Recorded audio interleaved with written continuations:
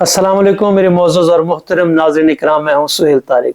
मेरे मोअज़्ज़ज़ और मोहतरम दोस्तों, अक्सर औक़ात हमें नाकामियाँ इतना घेर लेती हैं कि हम अपनी किस्मत पर शिकवा करते रहते हैं, और जबकि हम अपनी सोच, अपना माइंडसेट और अपना सॉफ्टवेयर नहीं बदलते।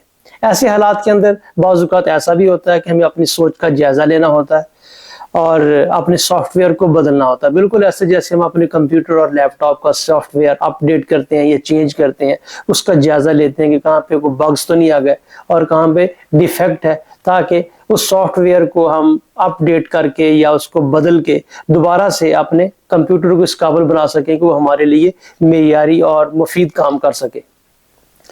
मेरा एक स्टूडेंट था जो मुसलसल नाकामियों में गिरा हुआ था, हर टेस्ट में फेल हो रहा था और अब वो अपनी किस्मत को कोसने लग गया था। कहता है सर मेरी तो किस्मत ही ऐसी है। मैंने उसका जायज़ा लिया और देखा कि ये अच्छा है पढ़ाई में, और इसके साथ साथ ये क्वेश्चन को जिस डेडिकेशन से करता है, तो इस हवाले से इसको कम से कम फेल नहीं होना चाहिए। मैंने उसको प्लान बना कर दिया कि आपने कंसिस्टेंसी के साथ अपना काम करना है। आपने रोज़ की बुनियाद पर मैथमेटिक्स के ये क्वेश्चन मुझे करके दिखाने हैं। तो मैं उसको सुपरवाइज करने लग गया। इस तरह से रोज के 2-3 मैथमेटिक्स के क्वेश्चन करते करते उसने काफ़ी एक्सरसाइजेज मुकम्मल कर ली और इसकी उस सब्जेक्ट में इंटरेस्ट डेवलप होना शुरू हो गया। पहले वो सब्जेक्ट से घबराता था।